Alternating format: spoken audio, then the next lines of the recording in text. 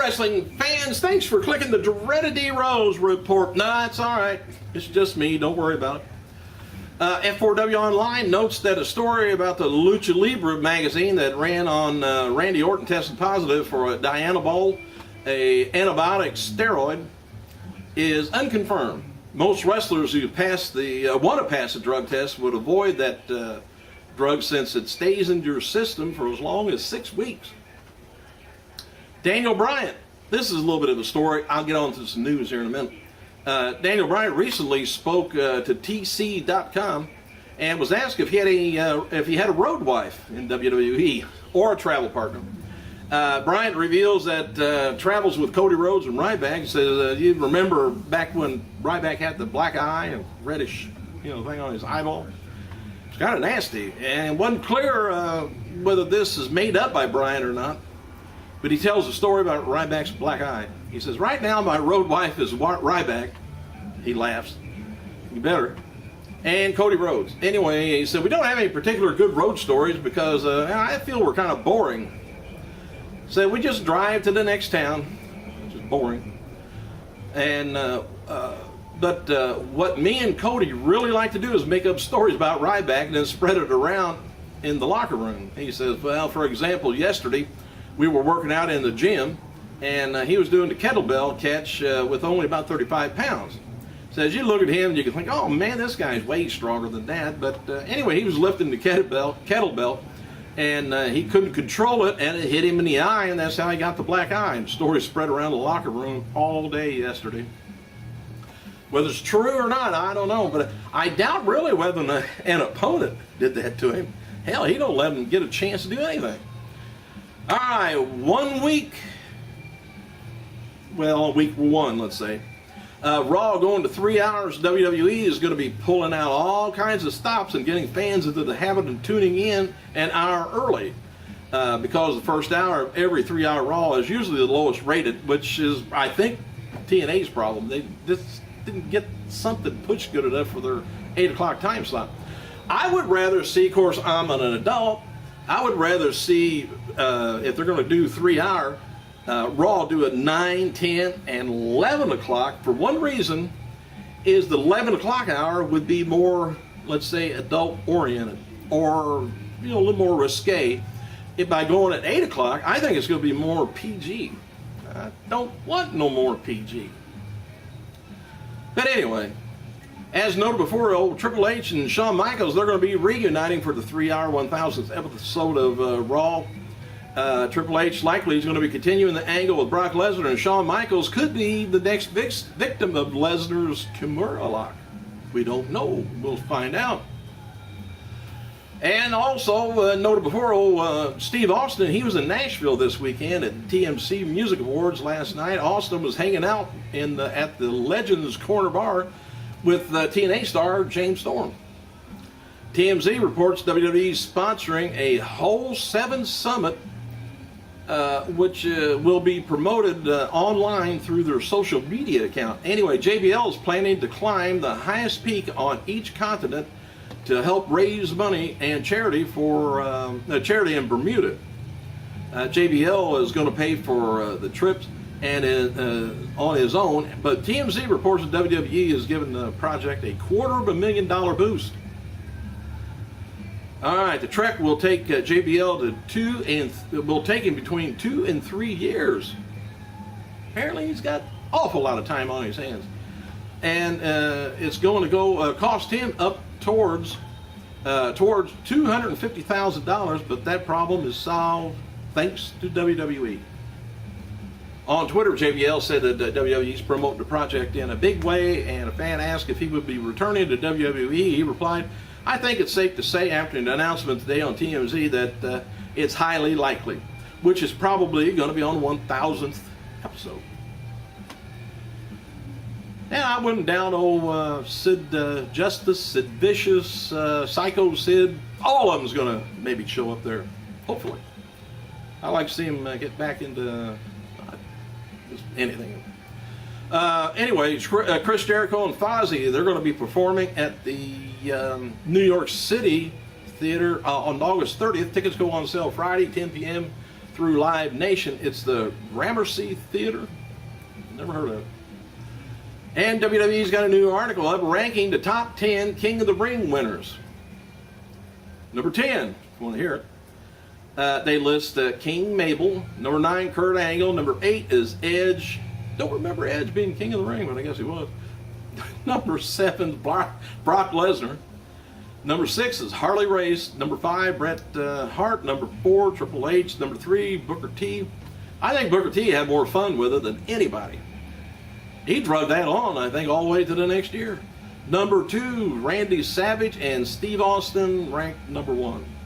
And as noted before, old Tom Pritchard, he was released from his head trainer job at WWE Developmental and replaced by Bill DeMott. And according to WWE's source, this is one of many changes going to be happening down in Developmental, slowly taken over by Triple H. And many talents, including friends of Bill DeMott, were shocked to hear that he had taken over for Pritchard again. Oh, happy birthday to former WWF wrestler. Remember Ted Arcini, 54 years old. I think then he went by I think he was the world's strongest athlete or man. Indie hardcore star Two Tough Tony, 38. Former JCP wrestler Rip Hawk, 91 years old. One-time WWF Intercontinental Champion Drew McIntyre, 27 years old, and Ahmed Johnson, 42 years old, and three-time TNA Knockout Champion ODB, 34. And that's just her waist size. Ahmed Johnson, I seen a picture of him on the internet the other day. He ballooned up big time. Didn't really, he just don't have his waist size. He's probably about the size of, kind of looked like Karma in a way. Hate to say that. Hey, Kid Cash, he's going to be returning to TNA for next week's live event in Texas. He's been awaiting training for an MMA fight. Spike TV and TNA took out local ads. I don't know if you noticed any of that in your area, in a number of spots on the markets on Monday night during WWE's Raw Super Show, promoting the new time slot and live show for Impact. We'll see if it worked out next week. TNA is going to be continuing doing live promos on YouTube and their website during commercial breaks on Impact this Thursday, and live post shows with Jeremy Borash will continue. And I wish it wouldn't. Not with Borash, anyway. It appears Smashing Pumpkins frontman and Resistance Pro Wrestling owner Billy Corgan, he was backstage last night's WWE SmackDown taping in South Carolina, as Natalia posted a photo below of him on YouTube. One of Corgan's Resistance Pro talents, John Schuyler, competed against Ryback at the tape. I don't know if anybody competes against Ryback. Jesse Sorensen, which got hit in the head badly on a TNA show where it came down on top of his head and just like jammed his spine. He was visiting TNA Wrestling last week and said to be doing very well, even though he had his neck brace off for a period of time. Alex Silva hasn't been back in TNA TV since winning the Gut Check Challenge because he was not supposed to win. A Gut Check talent, but have 2 yes votes to get hired. Originally, both Bruce Pritchard and Ric Flair was supposed to vote no, while Al Snow would have been the only yes vote. Flair was so impressed with Silva's promo that he changed his vote right in the middle of the segment.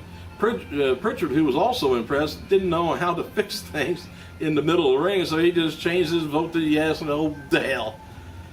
And TNA had the option of refilming the segment, but it would have looked bad in front of the crowd, so they just decided to hire him.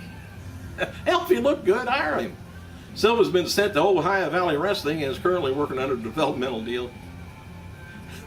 Now, that's going to be funny with live TV, but when you got a tape, yeah, you can redo it. And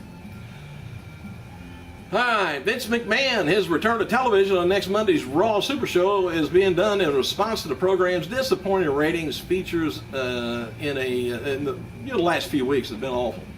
And he will kick off the 3-hour show with the evaluation of John Laurinaitis' job performance as general manager of Raw and SmackDown, which company officials are hopefully will boost first-hour viewership. The show was originally pegged as a second choice for the date of the annual WWE draft. However, with so many wrestlers working both Raw and SmackDown, the idea was kind of scrapped because, hell, they're going back and forth anyway. And Kane, by the way, is today's featured superstar on WWE.com if you go over there. And I believe that